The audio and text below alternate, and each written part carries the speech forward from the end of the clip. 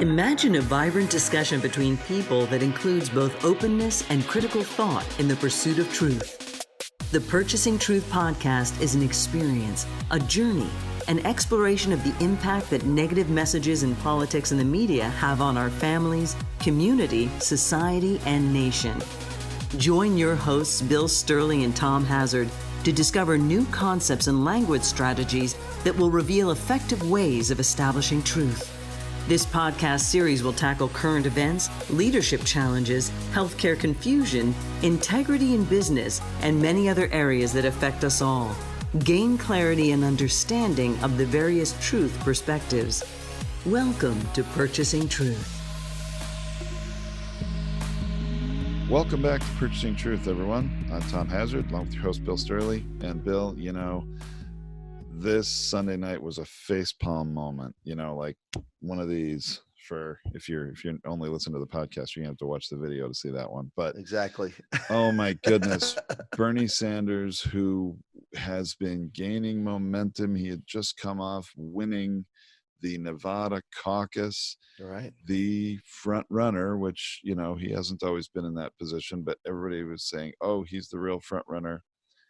The guy just commits a self-inflicted wound that is just shocking. Yeah. And I'll set this up real quick, and then Bill, I think this is a great thing, Tom. Today. This is a really good topic to go over. That's for sure. Oh my goodness. So, last episode, of course, we talked about Michael Bloomberg and his messaging, and somebody as much of a seasoned politician and campaigner as Bernie Sanders, I was really surprised made such a blunder. And here it is. So Sunday night on 60 Minutes, literally not even 24 hours after he wins the Nevada caucus. Right.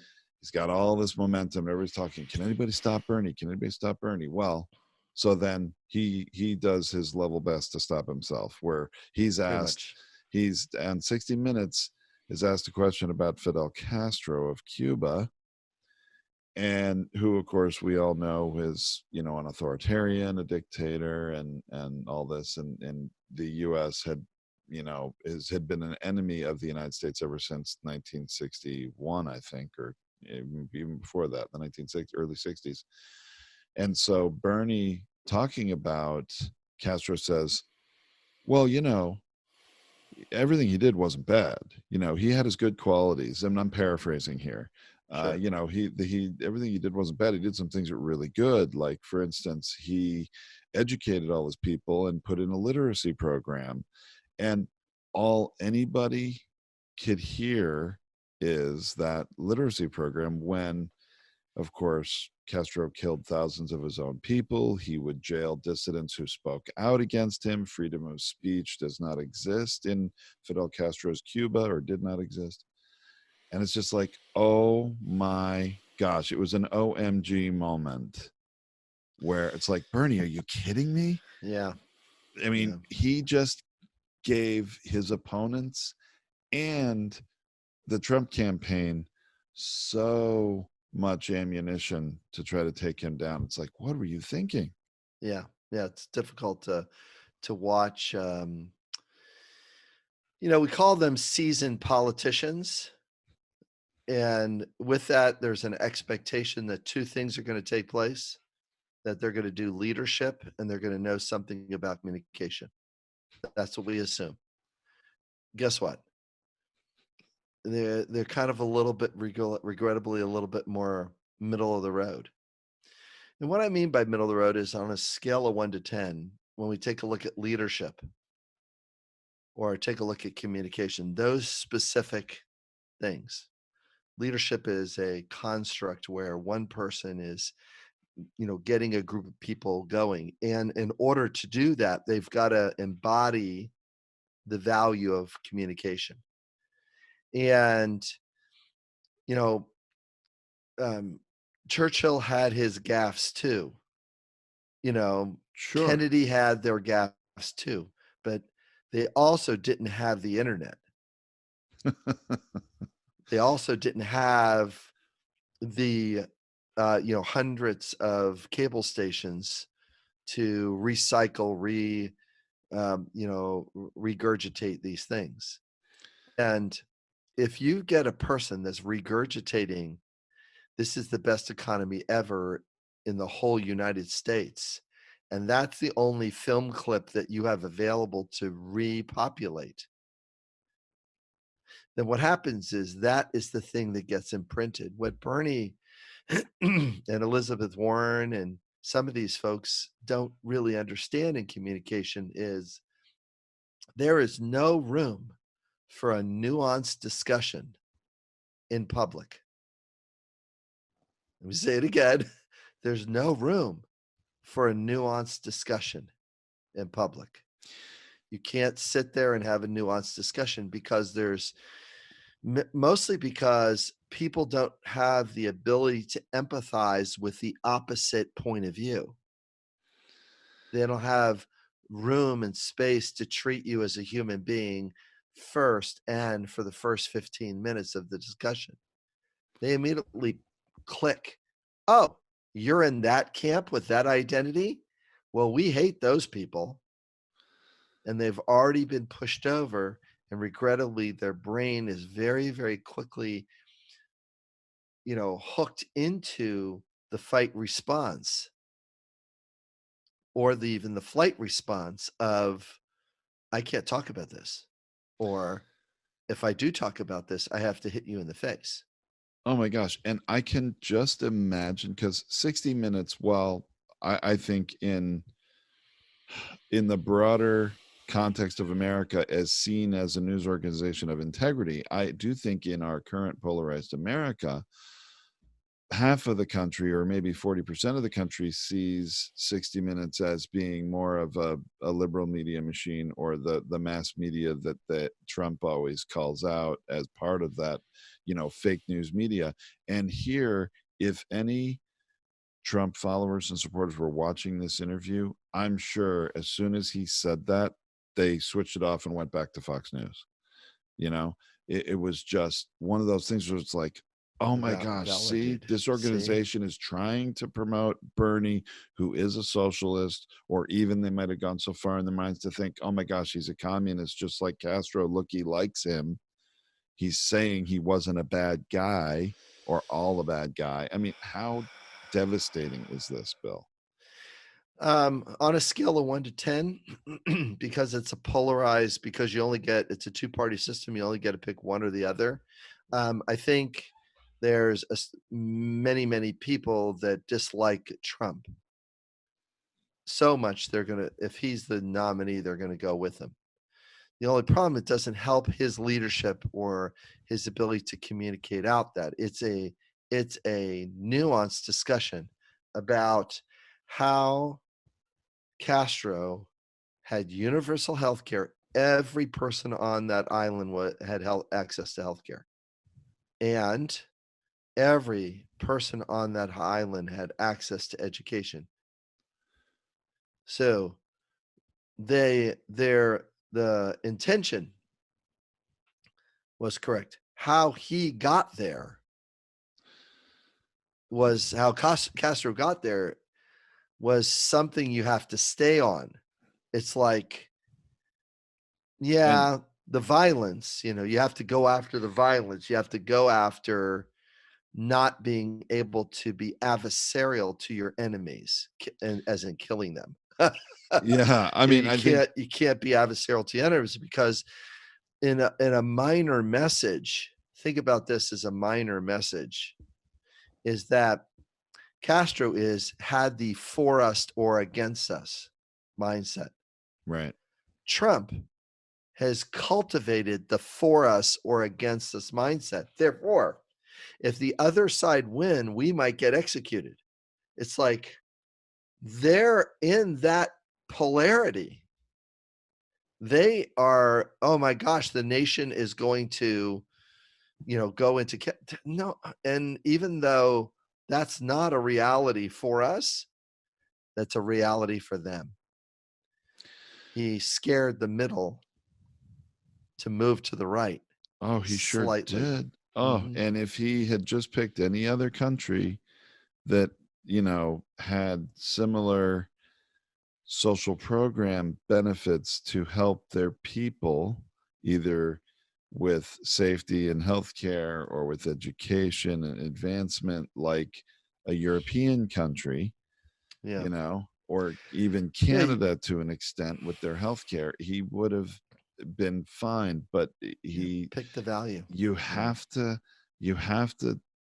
immediately denounce the authoritarianism of that kind of leader before you ever go near anything else. But you're right, nuanced arguments in a polarized America, it's like we've said in past episodes, you're going to get lost in explanation. Yeah, I get lost in explanation. You can't get caught in that rabbit hole. You can't get caught in it. So what was the answer that he could have given on 60 Minutes? That's the thing that I'd like the people to get a hold of from both a leadership place and a communication place. Because leadership is the construct. Communication is the need that you've got to deliver.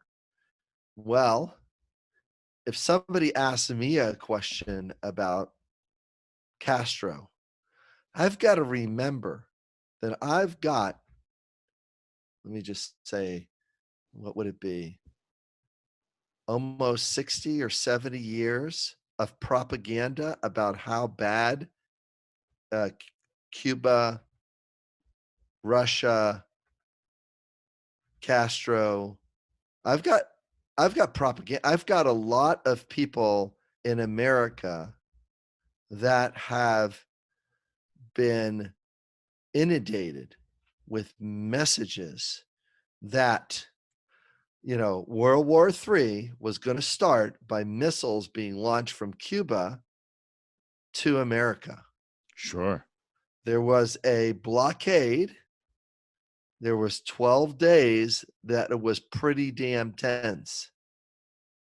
You know, It's like you can't have these missiles 90 miles from the coast. I've stood in Key West. Oh my gosh, 90 miles.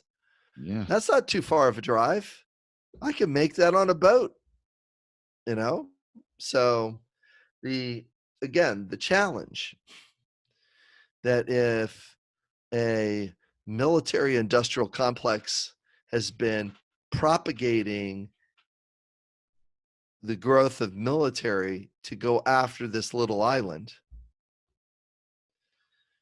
like they make Cuba like this big monster.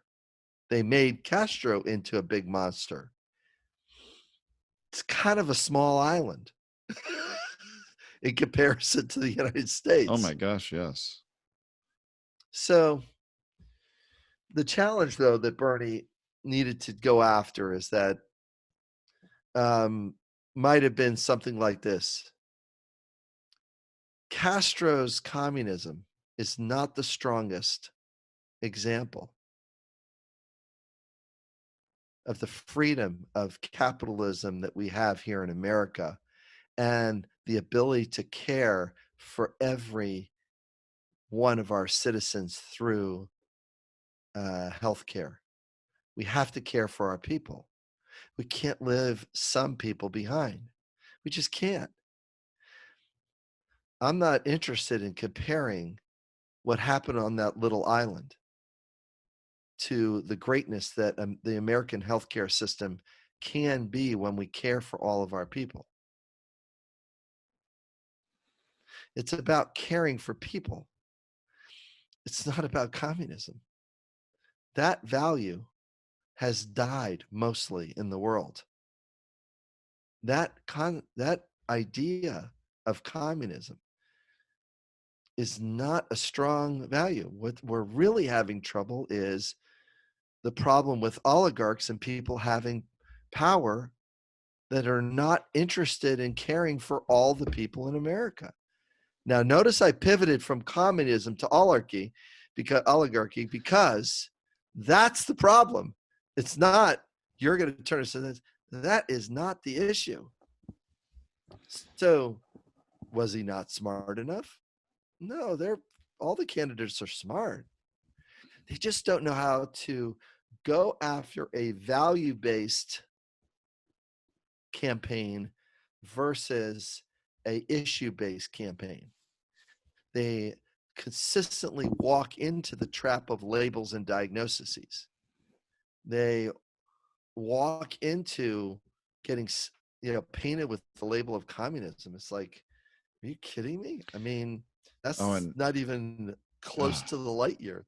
No, it's not, but he's amplified that. He's given everyone else talking points about that on the left and the right. And he had a CNN town hall the very next night after the 60 Minutes interview aired, CNN town hall on the Monday night, and he doubled down on this whole trying to defend his comments, which was just further explanation. Now, in a town hall scenario with the people who were there and can't change the channel, maybe you can explain things some more and convince some people. But in a world where people have the remote and they can just switch the channel too easily, he is really, I think, hurt himself significantly. Yeah, he really, when a person doesn't know how to go after what the prime objection is, what the how to quickly make a discerning moment, be able to go after a value or a need versus going after an issue. Don't talk about climate change. Talk about caring for our planet. Yeah. Do you want somebody taking a bag of trash and throwing it in your yard? Is that what you like? Because if a coal plant is over here and putting smoke up here and it drifts into your yard, it's exactly like throwing a bag of trash in your yard. And then your kids have to breathe it. Is that something, can't we do a little better than that, than throwing trash at each other and not expecting people to clean up their trash? What am I talking about? Climate change. But I'm not talking about climate change. But that's the thing. I think that people focus more on the literal thing you said about the garbage being thrown in their yard, and that's bad and they don't want it. You may be convincing them to align themselves more with preventing climate change, but that's not maybe the way they think about it in that moment, right? No, they don't want trash being thrown in their yard. Yeah. And if you can't see it, is it still trash? If it's up in the atmosphere, you can't see it. All of a sudden, it's just like, oh my gosh, now I'm up to my neck in trash. How did I get here? I mean, it's a funny thing to say, but just, take a couple of pictures of, India and put it in the sky and do some funny graphics with it, and you've got it. It's like, do you kind of want this? Yeah. Where this is not being cared for. I mean, like, take on the issue. Absolutely. So you don't want to get caught in the nuance. You want to increase communication. Has to increase the impression that your leadership can get it done. So, and that's the thing that's what a value-based campaign does versus an issue-based campaign. Well, and let's take that's interesting you say that. I'd like to read a statement that was made and CNN did like 3 town halls in a row on Monday night, Bernie, and then Pete Buttigieg did one as well. And here's what I think is a value-based statement in response to this whole, Castro was not all bad comment about literacy. And I want to get your reaction to that, Bill, and see what you think. I think this was a pretty astute and value-based response. Pete Buttigieg said, as a Democrat, I don't want to be explaining why our nominee is encouraging people to look on the bright side of the Castro regime going into the election of our lives. Isn't that an interesting statement? Yeah, he's closer. He's on a scale of 1 to 10. He's that's a very strong 7 message. And he followed it up with, of course, literacy is a good thing. But why are we spotlighting the literacy programs of a brutal dictator instead of being unambiguous in our condemnation about the way he was treating his own people? You're definitely setting more of a vision there, right? Some more of a vision. He's sitting in the 7th spot with that. He's sitting in the, the 7th spot of that. He needs it. If he was an 8th spot, it might sound like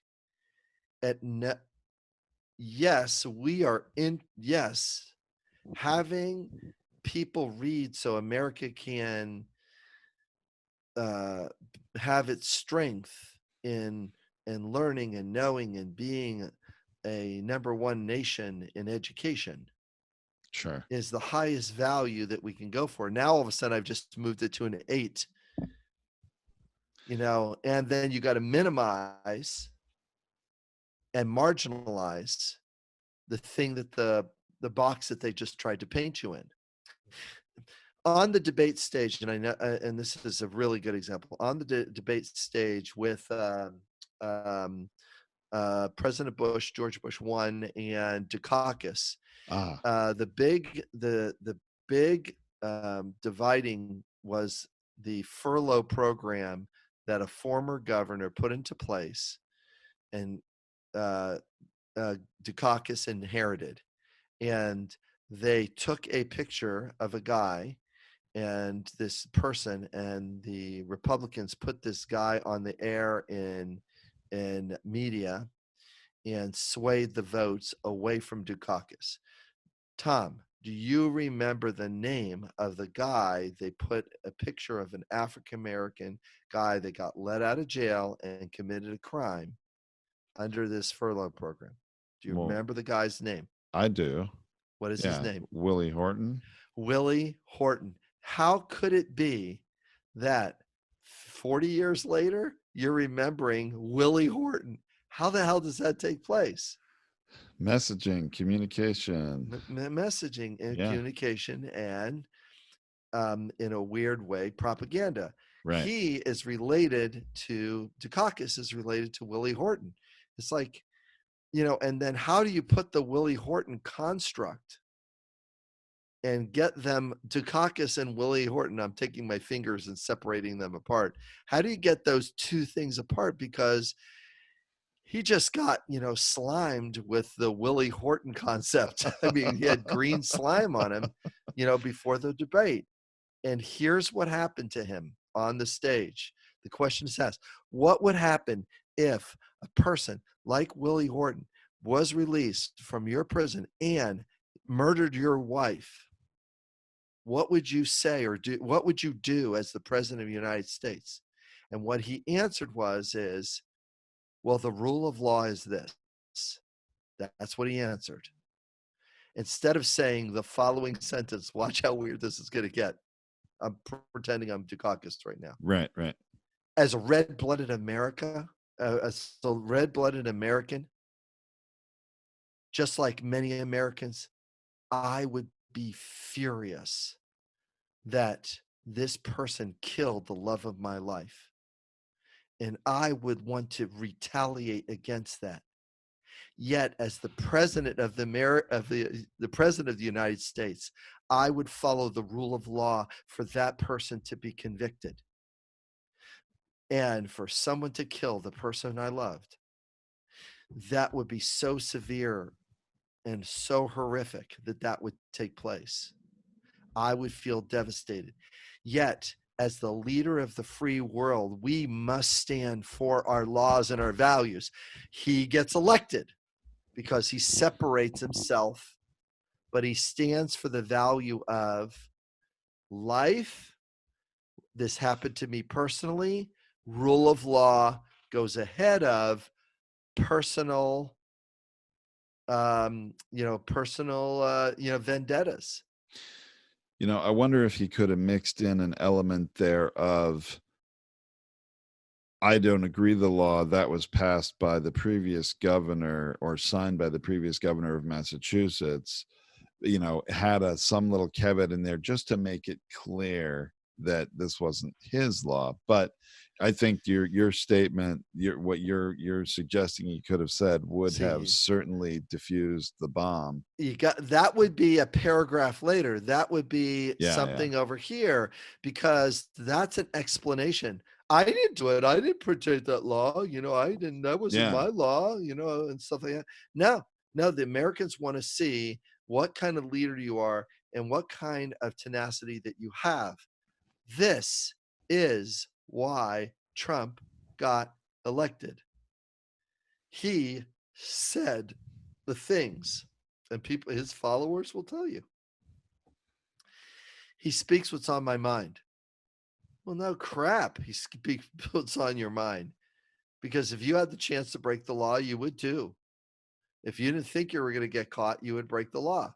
Just like Trump knows he has enough money to stretch it out, play people against each other, muddle the issue, and reduce the sentence.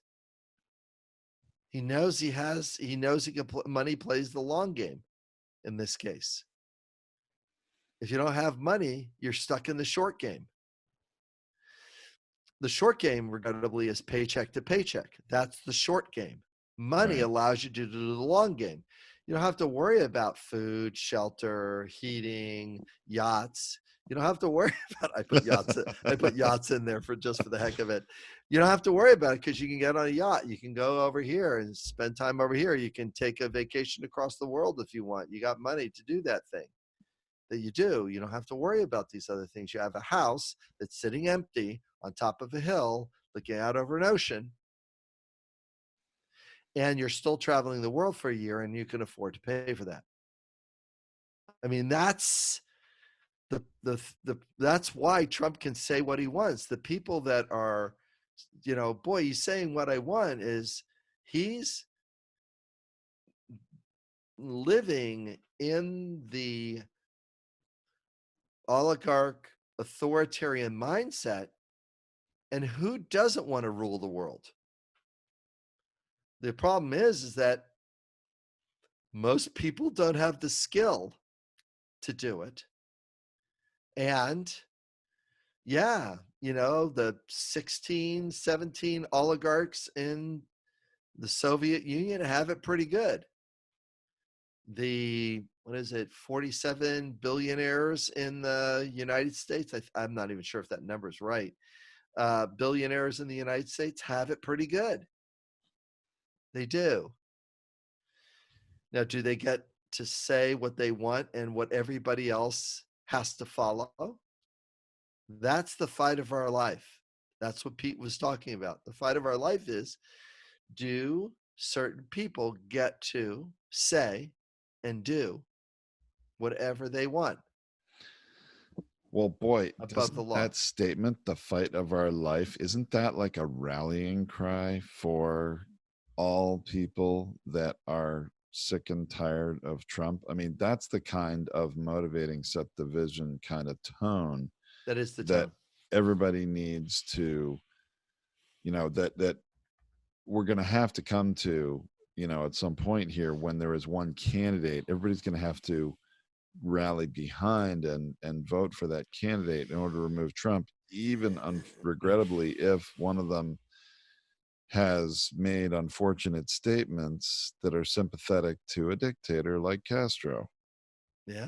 And that's Yeah, hard to do for a lot of people. Yeah.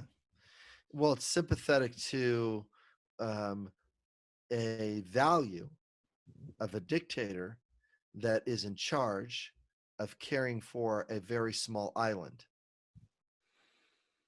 See, Bernie could have pivoted that way. Yeah, he was brutal to his people. And when he was in charge, he instituted these things. We're a capitalist country. See, pivot. We're a capitalist country. We need to care for our people. Our current form of capitalism in the medical industry is not caring for our people. If they would just care for our people, we wouldn't be in this discussion right now. But they're taking profit instead of caring for all people. See, I'm not talking about communism now. You've got to care for your people.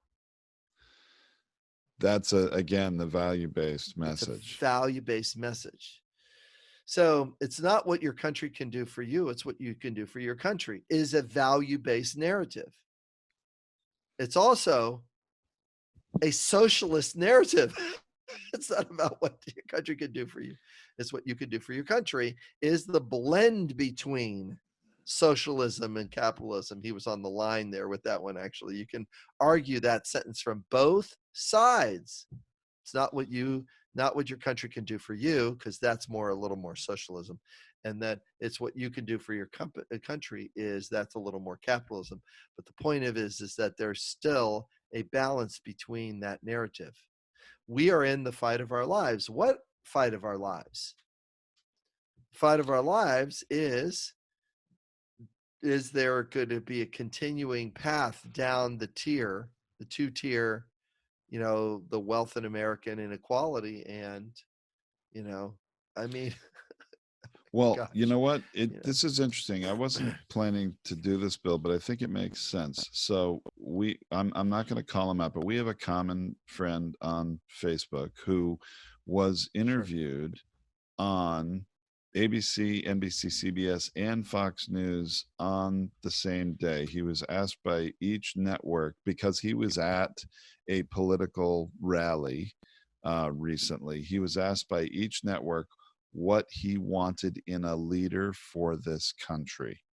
And he said he said Fox News was his last interview.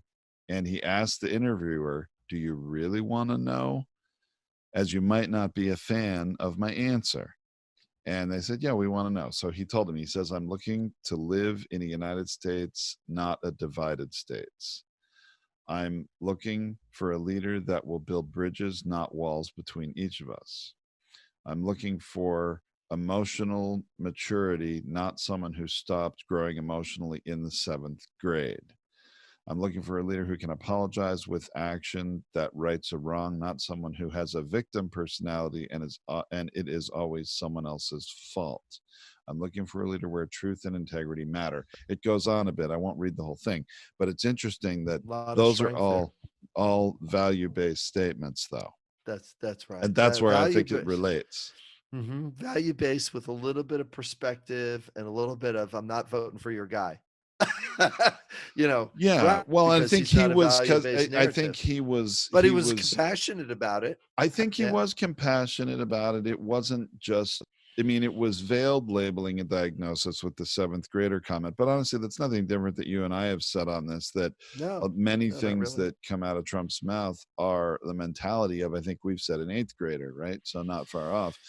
But it really is, though, more of an inclusive, value-based message what that person gave than it was any kind of us versus them. It was more inclusive. Yes, it's more inclusive. And the labels and diagnoses is what I call a good place to start, but it is not a place to finish. You can call someone, whatever, a narcissist, but you cannot finish there and just keep them in the box. You've actually got to do something about how the person's meeting their need for respect at the expense of others, meeting the need for fairness at the expense of others, meeting their need for self-worth at the expense of others. I can go down the list. That's all value-based narrative. Right. So the ability to, be in a place to lead with strength. The way I like to describe it is let the value do the work for you. So when somebody, and this is, if any politician is listening right now, let the need do the work for you, let the value do the work for you. So when somebody asks you a question, well, respect looks like this for me. Integrity looks like this for me. Fairness looks like this for me. Let the need do the work for you. And then what happens is you get the most important thing out before you try to frame, or you're actually helping the person's brain put a frame around what you're saying. So the what an early childhood program looks like to me is the frame that Bernie starts with. He drops the Castro. Right. He doesn't say there's a lot of good things. He just talks about the thing he likes. You know, one of the one of the hardest parts, one of the hardest things for American to do is there's certain things that we steal and there's certain things that we don't. One of the things that we struggle with is actually taking other people's good ideas and using them here. China doesn't have any problem with this one, with their value structure. They have no problem taking someone else's new idea or things, stealing it and not paying them and reproducing it. Thank you very much for your new idea. That's a good idea. We get to take it, blah, blah, blah, blah, blah. And they have their own mental construct around that. America is, no, we want to protect that idea. Therefore, we are hesitant to take other people's stuff. We can creatively figure out, and of course we get some of the things we get are actually lesser than the thing that's good. Do you know why that happens in China? Yeah, do you know please tell why me. that's rooted in their culture? I actually know this, and I it's love just this kind idea. of a sidebar, tangent a little bit from our discussion. But I do think that oftentimes in America, especially Americans who have never left the country or maybe have never been to China, very easily paint China with a broad brush that, China's bad, America's good. And look, I'm not saying I want to live in China. I love America, and this is my home, and I believe in America. So just to put that out there. But the reason that the Chinese that really revere copying things is not, they don't see copying as a character flaw. And it goes back to like in the year 600. I mean, it goes back thousands of years here, where a Chinese emperor at the time, saw this beautifully crafted vase. And I don't have the reference. I can get it because I read it in a book. Well, I can get it at some point. But this Chinese vase, this incredibly well crafted artisan vase, it's like, wow, this is amazing. And it was not the original. It was a copy of another vase. And he said, wow, the skill to create a copy that would be, I couldn't tell the difference between the original artisan handcrafted piece and this other one. That takes a greater skill in some ways to copy that than just somebody making something new that no one's ever done. So in their culture, deeply, deeply rooted, the idea of copying something is a high value and not cheating or taking advantage of somebody. So it's at a deep cultural root. It's a high that's high respect. Yes, a place of respect and honor. Can you copy this and make it better? Can you copy this so you can't tell the difference? Right. Can you it's really interesting. And you and I have talked about thinking styles too in the past. It's like creativity is here, details, or it's like this the details are down here, the creativity is up here. Here's this creativity, the initial concept to fruition. Here's this person that's copying that thing. We value detail, structure, discipline. See, those are all hanging down here. Creativity is up here, which is you're drawing down things from the ether and you're adding your own, the breath of spirit to this creative thing. And here there's two different polar value sets. Oh, well, that makes it's amazing, isn't it? And Bill, you know me, I'm a very creative individual. I mean, I and I'm not trying to toot my own horn here, but I mean, I have 40 patents, and I value creativity. And in America, we value creativity and originality much more so than And than protect the it. Chinese culture does, and protecting it. Yeah, Right. We the protect United States creativity. patent system was invented as like a model for the world. So, anyway, I've spent a lot of time in China over the years and understand that culture maybe more than a lot of Americans. And the people are fundamentally, good people, and they want the same things that like all of us want, Same needs. Same set of safety and needs, man. protection Same, for their same, family, advancement, same. doing better than their parents, all that sort of thing. Now they live in a very different government structure that is Right. not in alignment always with those things, for sure. That's part of it's true. The Yeah. United States is much more so, and certainly I'm an American citizen and I love it here, but I do think that it helps to have a better understanding of each other, and Yeah. our cultures, as we obviously live in the same small world and we need each other in reality. Right. So We anyway, do. I don't know, Yeah. I'm sorry, I'll get off my little soapbox, There's but no need to that's apologize. I feel good about this because it's about perspective. I mean, a big part of this conversation, Tom, is about you. If you're campaigning, you can't talk perspective. You have no time to have perspective. You have time to stand for a value. You have time to stand for a need. You have time to frame your discussion in a way that's away from somebody that wants to put you in a box. You can't be in a box.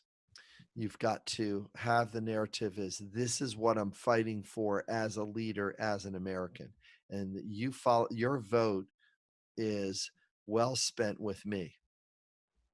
Your vote is well spent with me.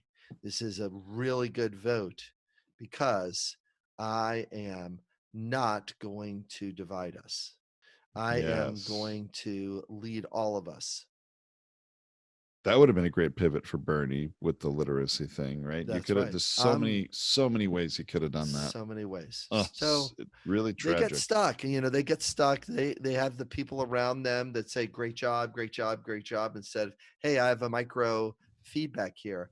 I need here's an upgrade that you need. Here's a way to message that's going to be better for you. Here's a way to get that to stick better.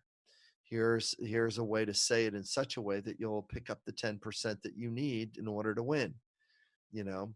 And it's kind of funny to say, but the smart young guy is the one that is closest to it, and from a narrative place, I mean, Pete From a Buttigieg narrative place, I he's agree. stronger there. He's not heard as much because number one, he doesn't have the dollars that a Bloomberg has. Bloomberg is Sure absolutely plastering the airwaves and the physical mail inboxes, if you will, mailboxes with all sorts sure of vision, setting the vision messages.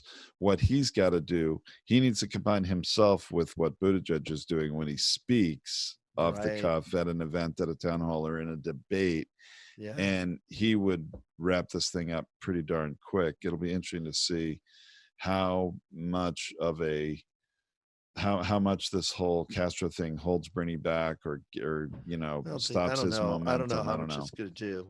Yeah. I think the after Super Tuesday is really where it's going to land for all of us. Right. It's going to land for all of us, and then it's who's going to stay in and who's going to drop out, and that kind of stuff. And then those people have to, you know, I don't think the nation. My belief is I don't think the nation is ready to re bet on Trump again as a whole. I think that um, there's many people that are interested in not hearing from Trump again. We don't we don't want him to have the position of leadership and represent what we represent. I think there's even people that would rather not vote for Bernie are going to say, well, I just don't want to listen to this other guy. Well, So and you may well be right, but everybody maybe. needs to come together and get over their personal, whatever personally they don't like about that ultimate candidate on the Democratic side and agree that it's in the nation's best interest to vote for this candidate, regardless of who they are. Some of the candidates are talking that way already, and I think that's a good thing in some ways. But anyway, all right. Well, we have plenty of time to talk about those issues over the course of the spring and summer. But this was fun, Bill. Thank you. I enjoyed today. All right. Well, next time we'll kind of roll up our sleeve a little bit and take a look at how, when a question is asked, how to stay out of the nuance and how to go after the throat of the question. I mean, we've got to be able to grab, as a communicator, as a leader, you've got to get on the value-based narrative and get that to frame your discussion or frame your narrative very quickly in order to get people to say, wow, I don't know what it is about that guy, but I really like it. I don't know what it is about that gal, but I really like it. And what winds up happening is that once the frame or the series of frames show up, see that, and this is what Barack Obama did: frame, move, new frame, move, new frame, move. And that makes a difference. So, but I think you're right, Bill. I think when people say, I don't know what it is, but I really like that person, that person's in a good place. That's correct. All right. Well, let's talk about that next time. Thanks, Bill. Take care. Thanks. Bye. Thank you for listening to this Purchasing Truth podcast. We trust that you have enjoyed this engaging and thought-provoking conversation. Our hope is that you've received value, found clarity, and broadened your truth perspective in this episode. If you did, leave us a review or visit our website, purchasingtruth.com.